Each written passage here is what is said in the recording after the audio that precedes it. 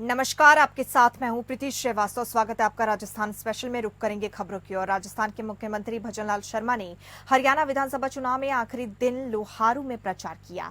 CM Bhajanlal Sharma ने कहा कि हरियाणा जवान और किसान की धरती है और हमारी बीजेपी सरकार के नेतृत्व में पिछले 10 सालों में यहां विकास कार्यों से बड़ा परिवर्तन आया है। हरियाणा में 8 अक्टूबर को आने वाले चुनाव नतीजों में एक बार फिर डबल इंजन की सरकार बनाकर बीजेपी की जीत की हैट्रिक लगाएगी। मुख्यमंत्री ने कहा कि कांग्रेस ने कभी भी जनता के घोषणा पत्र के वादों को पूरा नहीं किया और चुनावी नतीजों के बाद कांग्रेसी ढूंढने से भी नहीं मिलते। कांग्रेस की फितरत रही है कि वो हमेशा चुनाव में जनता को सपना दिखाते हैं। उन्होंने कहा कि कांग्रेस पार्टी ने झूठ और लूट की दुकान खोल रखी है। जनता को ये याद रखना चाहिए कि किस प्रकार 2014 से पहले हरियाणा में युवाओं को धोखा देकर कांग्रेस ने नौकरियों में भ्रष्टाचार किया और जमीनों में घोटाले किए। असल मायनों में कांग्रेस भ्रष्टाचार की जड़ों में है, इसलिए ये देश में भ्रष्टाचार की जननी है। उन्होंने कहा कि कांग्रेस राज में जमीन, आकाश और पाताल में घोटाले हुए, जो हरियाणा की जनता को आज भी याद है। सीएम शर्मा ने कहा कि साल 2014 के बाद गरीब कल्याण, विकास योजनाओं, आतंकवाद, नक्सलवाद का खात्मा और विश्व में बढ़ता देश का मान सभी ने देखा। उन्होंने कहा कि 2014 में पहले कभी किसानों को सम्मान निधि नहीं मिली, लेकिन प्रधानमंत्री नरेंद्र मोदी के नेतृत्व में सरकार बनने के बाद सम्मान निधि मिलने लगी और प्रधानमंत्री मोदी जी ने बैंकों की चौखट पर कभी नहीं चढ़ने वाले गरीबों के खाते खोले और उनका बीमा भी किया। माताओं बहनों का सम्मान बढ़ाते हुए धुएं से निजात दिलाई और गैस सिलेंडर दिया। उन्होंने गरीबों को आवास, शौचालय और बिजली के कनेक्शन भी दिए। प्रधानमंत्री जी के नेतृत्व में जब तीसरी बार देश में सरकार बनी तो सबसे पहले उन्होंने किसान सम्मान निधि दी। प्रधानमंत्री जी निरंतर युवा, महिला, किसान और मजदूर के उत्थान और विकास के लिए कार्य कर रहे हैं। मुख्यमंत्री ने कहा कि राजस्थान में कांग्रेस के राज में पेपर घोटाले हुए, 19 में से 17 पेपर लीक हो गए। चुनावी नतीजों के बाद हमारी सरकार ने युवाओं की आंखों में आंसू लाने वाले दोषियों के खिलाफ कार्रवाई की। उन्होंने कहा कि अभी तो पेपर घोटालों में सिर्फ मछलियां पकड़ी हैं और आपको बता दें आगे बड़े बड़े मगरमच्छ भी पकड़े जाएंगे। राजस्थान की जनता के बीच संकल्प पत्र में जो वादे किए थे उनमें से 50% वादे जो हैं वो पूरे कर दिए गए हैं। मुख्यमंत्री ने कहा कि विपक्षी पार्टियां वंशवाद की पार्टियां हैं। कांग्रेस ने तो 70 सालों में हमेशा भ्रष्टाचार और तुष्टीकरण के आधार पर ही राजनीति की है। उन्होंने कहा कि हरियाणा में बीजेपी की सरकार अपने संकल्प पत्र के सभी वादों को पूरा करेगी।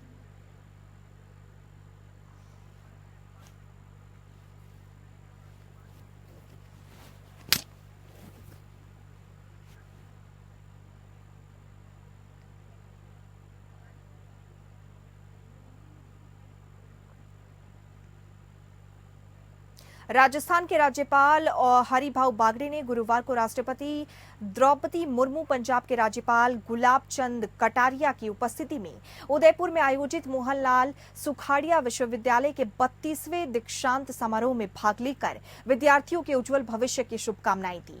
राज्यपाल बागड़े ने समारोह में पदक और उपाधि प्राप्त करने वाले विद्यार्थियों को उज्जवल भविष्य के लिए बधाई देते हुए कहा कि दीक्षांत विद्यार्थी जीवन का अनमोल पर्व है और आपको बता दें विद्यार्थी विश्वविद्यालय में सीखे हुए ज्ञान का उपयोग राष्ट्र के विकास और समृद्धि में करे।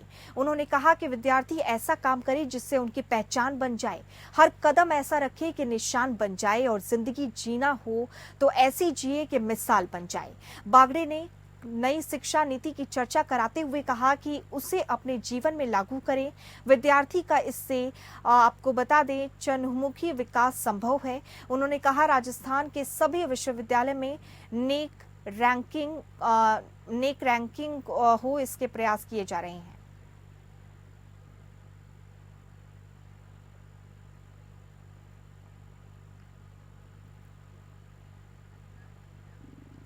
और इस खबर पर ज्यादा जानकारी के साथ हमारे संवाददाता रूप नारायण सवरिया जुड़ चुके हैं। रूप नारायण, क्या कुछ तमाम जानकारी है, दर्शकों के साथ साझा कीजिए।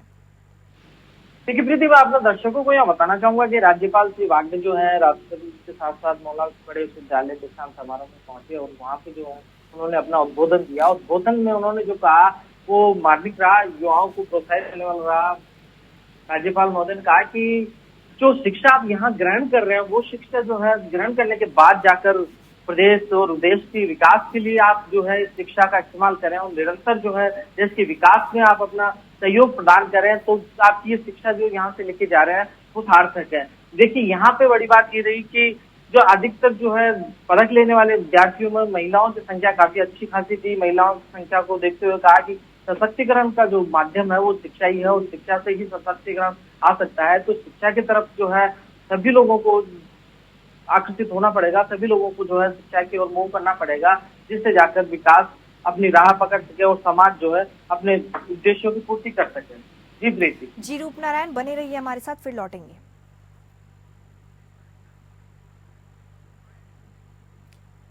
जयपुर में उप मुख्यमंत्री दिया कुमारी ने नवरात्रि स्थापना के पावन अवसर पर जयपुर दशहरा मेला आयोजन समिति द्वारा विद्याधर नगर स्टेडियम में हर साल आयोजित होने वाले दशहरा मेले में विधिवत पूजा अर्चना कर शुभारंभ किया और समस्त क्षेत्रवासियों को नवरात्रि और दशहरे की बधाई और शुभकामनाएं भी दी। इस साल इस भव्य आयोजन के माध्यम से समाज को मर्यादा पुरुषोत्तम भगवान श्री राम के जीवन मूल्यों से जोड़ते हुए दशहरे वाले दिन रावण दहन का कार्यक्रम किया जाता है। इस अवसर पर उन्होंने कहा कि इस प्रकार के आयोजन सनातन संस्कृति के परिचायक होने के साथ साथ समाज को एक सूत्र में पिरोने का काम करते हैं। रूपनारायण सवरिया हमारे साथ लगातार बने हुए हैं। रूपनारायण, क्या कुछ वहां नजारा था जब दिया कुमारी वहां पहुंची? दर्शकों के साथ साझा कीजिए तमाम जानकारी। देखिए प्रीति, मैं अपने दर्शकों को यहाँ बताना चाहूंगा कि जयपुर में उप मुख्यमंत्री दिया कुमारी ने जो है नवरात्रि स्थापना के अवसर पर जो है जयपुर दशहरा मेला आयोजित के द्वारा जो विद्याधर नगर में दशहरा मेला आयोजित किया जाता है, जो जयपुर के बहुत बड़े मेलों में से एक मेला है दशहरा मेला। जयपुर में हालांकि और भी जगह होता है, लेकिन विद्याधर नगर क्षेत्र का जो मेला है दशहरा मेला वो अपने आप में अनूठा होता है और काफी भव्य होता है। तो उद्घाटन करने यहाँ पे जो है उप मुख्यमंत्री दिया कुमारी पहुंची और उन्होंने यहाँ पे जो है भगवान श्री राम के बारे में उल्लेख करते हुए कहा है कि राम के जीवन मूल्य को जो है हमें अपनाना चाहिए और अपनाने के साथ साथ जो है जो भगवान श्री राम ने हमारे सामने पेश किए उन उदाहरणों पे चलते हुए जो है समाज को जो है सही नीति के साथ आगे बढ़ना होगा। लगातार जो है यहाँ पे मैं बताना चाहूंगा कि क्षेत्रवासियों को दशहरे की उन्होंने बधाई भी दी और शुभकामनाएं भी दी। प्रीति जी रूपनारायण, फिर लौटेंगे आपके पास, फिलहाल धन्यवाद।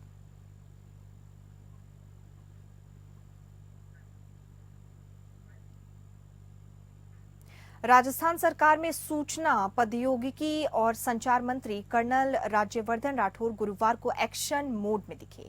उन्होंने राजस्थान में डिजिटल इनोवेशन को नई गति देने और राज्य के विकास को नई गति प्रदान करने के लिए अन्य विभागीय अधिकारियों समेत सूचना प्रौद्योगिकी और संचार विभाग के अधिकारियों के साथ बैठक की।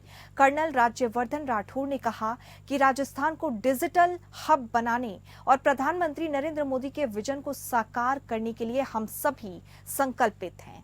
कर्नल राज्यवर्धन राठौर ने आगे कहा कि डिजिटल लिटरेसी आज भी तेजी से बढ़ रही है। डिजिटल ट्रांजैक्शन रिकॉर्ड स्तर पर है और आपको बता दें इनोवेशन और एवोल्यूशन के लिए एक बहुत बड़ा इंफ्रास्ट्रक्चर तैयार हो रहा है। आज ग्रामीण भारत के किसानों से लेकर स्टार्टअप उद्यमियों तक डिजिटलीकरण तेजी से हो रहा है। आर्टिफिशियल इंटेलिजेंस ने उत्तर और दक्षिण के बीच की दूरी को मिटा दिया है। हम राजस्थान को आर्टिफिशियल इंटेलिजेंस का केंद्र बनाने के लिए प्रयासरत हैं।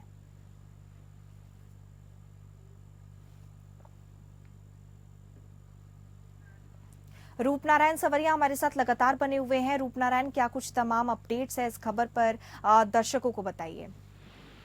देखिए, मैं अपने दर्शकों को फिर बताना चाहूंगा कि राजस्थान सरकार के जो सूचना प्रौद्योगिकी और संचार मंत्री कर्नल राज्यवर्धन सिंह राठौड़ है, उन्होंने अपने अधिकारियों को विभागीय जो है यहाँ पे बैठक की। बैठक में जो है उन्होंने निर्देशित किया कि राजस्थान को अग्रणीय राज्य बनाना है डिजिटल में और इस कार्य योजना को इस तरीके से बनाया जाए कि जो डिजिटलीकरण है वो राजस्थान के हर आदमी तक पहुंचे। आज जो है अगर हम बात करें तो किसानों तक जो है इसका उपयोग कर रहे हैं, हर वर्ग जो है कहीं ना कहीं जो इससे जुड़ा हुआ है। तो इस प्रौद्योगिकी का जो है ज्यादा से ज्यादा राजस्थान के लोगों को कैसे फायदा पहुंच सके और किस तरीके से जो है राजस्थान के लोग भी इसमें इन्वॉल्व हो सके, जिससे डिजिटली वर्तमान युग में जो है राजस्थान भी अन्य राज्यों के साथ आगे बढ़ सके और अग्रणीय हो इस लाइन में। तो यहाँ पे है अधिकारियों को निर्देशित करते हुए जो है मंत्री, कैबिनेट मंत्री नजर आए। जी प्रीति। जी रूप नारायण बने रहिए हमारे साथ, फिर लौटेंगे आपके पास, खबरों में आगे बढ़ेंगे। जोधपुर के प्रभारी और शिक्षा मंत्री मदन दिलावर जोधपुर दौरे पर रहे। शिक्षा मंत्री मदन दिलावर रेल मार्ग से जोधपुर पहुंचे। जोधपुर रेलवे स्टेशन से सीधे पूर्व विधायक स्वर्गीय सूर्यकांता व्यास जीजी के निधन पर उनके निवास स्थान पहुंचे और उनके परिवारजन से मिलकर उन्हें ढाढ़स बढ़ाया। और इस दौरान शिक्षा मंत्री मदन दिलावर ने मीडिया से बात करते हुए कहा कि पिछली विधानसभा में हमारे साथ विधायक सूर्यकांता व्यास के साथ काम करने का अवसर मिला था। सबसे प्रेम से मिलना उनका स्वभाव था और सबसे ज्यादा उम्र में भी विधायक थी और सर्वश्रेष्ठ विधायक भी थी। अपने क्षेत्र की समस्याओं को बड़े ही सही तरीके से उठाती थी और अपने क्षेत्र के कामों को तुरंत करवाने की क्षमता रखती थी। चाहे वो किसी की भी सरकार हो, भारतीय जनता पार्टी की सरकार हो या फिर कांग्रेस की सरकार हो, दोनों ही सरकारों में स्वर्गीय सूर्यकांता व्यास दबंगता के साथ काम करती थी। वहीं इसके बाद शिक्षा मंत्री मदन दिलावर निजी कार्यक्रमों में शिरकत भी उन्होंने किया।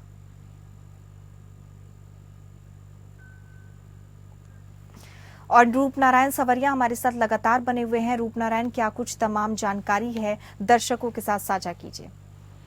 देखिए प्रीति, मैं अपने राजस्थान के दर्शकों को बताना चाहूंगा कि राजस्थान के जो कैबिनेट मंत्री मदन दिलावर शिक्षा मंत्री हैं, वो प्रभारी मंत्री भी हैं जोधपुर के, और जोधपुर में वो लगातार जाते रहे, लोग मिलते रहे, कार्यकर्ताओं के बीच पहुंचे हैं। यहाँ पे जो है सूर्यकांत व्यास जो वयोवृद्ध नेता थी भारतीय जनता पार्टी की, वो लगातार क्षेत्र में जो है काफी लोकप्रिय थी। उनके स्वर्गवास होने के बाद जो है उनके यहाँ पे बैठक में वो गए और उनको जो है परिजनों को ढाढ़स बनाते उन्होंने याद किया कि वयोवृद्ध जो सूर्यकांत व्यास थी, वो एक ऐसी लीडर थी जो आम जनता के बीच रहती थी। चाहे कांग्रेस की सरकार रही हो, चाहे बीजेपी की सरकार रही हो, वो लगातार इस क्षेत्र से विधायक रही है और लोगों के सुख दुख में जो है सदैव भागीदार रही है। कांग्रेस की हो या बीजेपी के लोग हों, सारे लोग जो है उन्हें दीदी के नाम से पुकारते थे और उनका बड़ा सम्मान किया करते थे। यहाँ पे जो है मदन दिलावर ने अपने साथ उनके साथ जो विधायक बने और वो टाइम जो किया था उन्होंने, उसको याद करते हुए उन्हें जो है श्रद्धांजलि अर्पित की। जी प्रीति। जी रूप नारायण, तमाम जानकारी के लिए आपका धन्यवाद, बने रहिए हमारे साथ। राजस्थान के चिकित्सा और स्वास्थ्य मंत्री गजेंद्र सिंह, आपको बता दें, उन्होंने पहल की है। प्रदेश में मानसिक स्वास्थ्य सेवाओं को लगातार सुदृढ़ किया जा रहा है। इसी क्रम में विश्व मानसिक स्वास्थ्य दिवस के अवसर पर प्रदेश भर में 4 अक्टूबर से 10 अक्टूबर तक मानसिक स्वास्थ्य सप्ताह आयोजित कर निर्धारित थीम पर विभिन्न जन जागरूकता गतिविधियां आयोजित की जाएंगी। उल्लेखनीय है कि इस साल विश्व मानसिक स्वास्थ्य दिवस की theme it is time to prioritise mental health at workplace निर्धारित की गई है। निदेशक जन स्वास्थ्य डॉक्टर रवि प्रकाश माथुर ने बताया है कि आज के दौर में मानसिक स्वास्थ्य एक बहुत महत्वपूर्ण पहलू है। आज प्रत्येक आयु वर्ग में व्यक्ति अवसाद जैसी विभिन्न मानसिक स्वास्थ्य बीमारियों से ग्रस्त रहने लगा है, लेकिन आज भी मानसिक स्वास्थ्य विषय पर लोग उतनी चर्चा नहीं कर पाते और भविष्य में उनको बड़ी परेशानियों का सामना करना पड़ता है। यहाँ तक कि आत्महत्या करने पर वो उतारू हो जाते हैं। विश्व मानसिक स्वास्थ्य दिवस के दौरान राज्य और जिला स्तर पर कार्यालयों में, विद्यालयों में और अन्य स्थानों पर चर्चा, संगोष्ठियों और अन्य गतिविधियां आयोजित की जाएंगी। रूप नारायण सवरिया हमारे साथ लगातार बने हुए हैं। रूप नारायण, क्या कुछ तमाम जानकारी है, दर्शकों के साथ साझा कीजिए। जो कार्यक्रम आयोजित होंगे किस तरीके के होंगे, वो सब कुछ। देखिए प्रीति, यहाँ पे मैं बताना चाहूंगा कि राजस्थान के मुख्यमंत्री भजनलाल शर्मा की मंशानुसार जो है लगातार स्वास्थ्य मंत्री गजेंद्र सिंह जो है स्वास्थ्य को लेकर सजग हैं और राजस्थान के लोगों के बीच जो है नए नए नवाचार किए जा रहे हैं। इसी कड़ी के तहत जो है एक नवाचार के तहत नया प्रोग्राम यहाँ किया जा रहा है जो विश्व मानसिक स्वास्थ्य दिवस के अवसर पर शुरू किया जाएगा, ताकि लोगों में जो अवसाद है, जो वर्कलोड है या अन्य तमाम कई कारणों के चलते जो है मानसिक जो उनका दबाव रहता है, जिसके चलते मानसिक संतुलन खो बैठते हैं या कहीं उल्टे सुल्टे जो है डिसीजन लेते हैं, उन तमाम चीजों को देखते हुए जो है लोगों को मेंटली किस तरीके से जो है स्वास्थ्य रखा जाए, इसी को लेकर ये कार्यक्रम आयोजित किया जाएगा। ये 4 अक्टूबर से 10 अक्टूबर के बीच जो है पूरा सप्ताह मनाया जाएगा और अलग अलग जगहों पे जाकर, जैसे कॉलेज हुए या इंस्टीट्यूट हुए या जहाँ पे जो है ये देखा जाता है कि किस तरीके से जो लोग हैं मानसिक दबाव में रहते हैं, मानसिक दबाव में जो है कई एक्टिविटियां वो कर जाते हैं, आत्महत्या जैसे बड़े वो कदम वो उठा लेते हैं। तो इन तमाम चीजों को देखते हुए यहाँ पे ये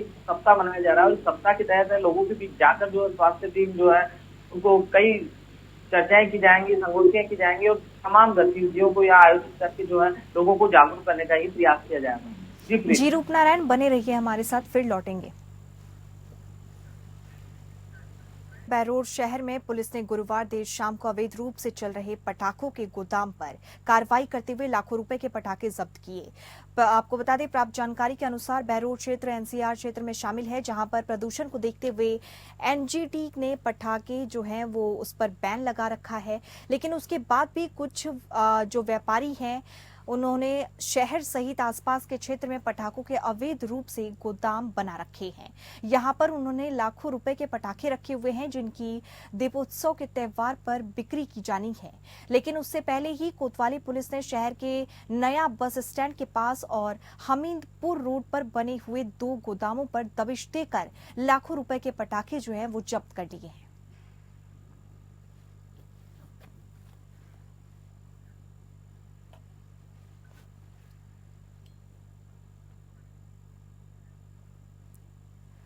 खबर पर ज्यादा जानकारी के साथ रूपनारायण सवरिया हमारे साथ लगातार बने हुए हैं। रूपनारायण, क्या कुछ तमाम जानकारी है? पटाखों को जब्त किया गया है, गोदाम जो है 2 गोदामों में पुलिस की दबिश भी पहुंची है। क्या कुछ तमाम जानकारी है? क्या अवैध रूप से पटाखे बनाए जा रहे थे या फिर क्या किया जा रहा था? पूरे मामले को एक्सप्लेन कीजिए। देखिए प्रीति, यहाँ मैं अपने दर्शकों को बताना चाहूंगा कि ये जो भंडारण था वो अवैध भंडारण था। यहाँ पे जो है वर्जित क्षेत्र है, यहाँ पे पटाखे बनाना और भंडारण करना। यहाँ पे पुलिस को सूचना मिली, पुलिस को सूचना मिलने के बाद जो है पुलिस मौके पर पहुंची तो वहाँ पे बड़ी संख्या में जो है अवैध पटाखे मिले और पटाखे क्योंकि गलनशील पदार्थ वो उसमें आते हैं, तो इस पे जो है पुलिस ने कार्रवाई करते हुए जो पटाखे जब्त किए हैं। जी प्रीति। जी रूपनारायण, तमाम जानकारी के लिए और हमारे साथ जुड़ने के लिए आपका बहुत बहुत धन्यवाद। खबर हनुमानगढ़ से है, जहां 9वीं राजस्थान राज्य अंतर जिला सिविल सेवा बास्केटबॉल और 8वीं राजस्थान राज्य अंतर जिला सिविल सेवा वॉलीबॉल प्रतियोगिता के शुभारंभ की आधिकारिक घोषणा जिला कलेक्ट्रेट कानाराम ने गुरुवार को राजीव गांधी स्टेडियम में की। जिला खेल अधिकारी शमशेर सिंह ने बताया है कि खेल प्रतियोगिताओं में 38 जिलों के फुटबॉल, बास्केटबॉल की 33 और वॉलीबॉल की 32 टीमों के 778 खिलाड़ी हिस्सा ले रहे हैं। जिला कलेक्टर कानाराम ने अपने संबोधन में जिले को कृषि प्रधान और धान का कटोरा से संबंधित संबोधित किया। जिला कलेक्ट्रेट ने कहा कि सभी अधिकारी और कर्मचारी पूरे साल कागज और पेन में उलझे रहते हैं। इस तरीके की खेल प्रतियोगिताएं खेल को प्रदर्शित करने का बेहतर जरिया है। कलेक्टर ने कहा है कि जो सिविल सेवक खेल में रुचि रखते हैं उनके कार्य का आउटकम भी बेहतर आता है, क्योंकि किसी भी कार्य में टीम भावना बहुत अहम होती है। खेल से बेहतर टीम भावना कहीं नहीं देखी जाती। अलग अलग विभाग आज एक टीम के रूप में खेल रहे हैं। यही भावना राजकीय कर्तव्य में भी रहनी चाहिए ताकि बेहतर परिणाम मिले।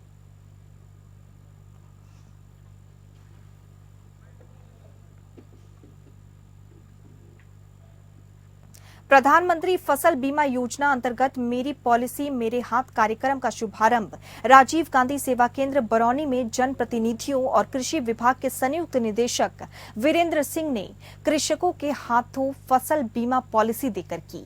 इसके बाद अधिकारियों ने देर शाम तक, आपको बता दें, मोटुका, दादिया, झोपड़ा सहित अन्य गांव में पॉलिसियों का वितरण किया। इस दौरान कृषि विभाग के संयुक्त निदेशक वीरेंद्र सिंह सोलंकी ने बताया कि प्रधानमंत्री फसल बीमा योजना का उद्देश्य गांव के किसानों को अपनी फसलों का बीमा कराने के लिए प्रेरित करना और नुकसान होने पर राहत प्रदान करना है। प्रधानमंत्री फसल बीमा योजना के तहत बीमा लेने वाले प्रत्येक किसान को अपने घर पर पॉलिसी दस्तावेज मिलेंगे। मेरी पॉलिसी मेरा हाथ योजना के तहत किसानों को फसल बीमा के पूरे दस्तावेज दिए जा रहे हैं। इससे पहले उनके पास बीमा का कोई पुख्ता सबूत नहीं दिया जाता था, केवल एक ही रसीद दी जाती थी, जिसके माध्यम से किसानों को अपनी फसल के नुकसान का दावा करने में कई समस्याओं का सामना करना पड़ता था। इस योजना के लागू होते ही किसानों को अपनी फसल बीमा से संबंधित सभी दस्तावेज आसानी से मिल सकेंगे।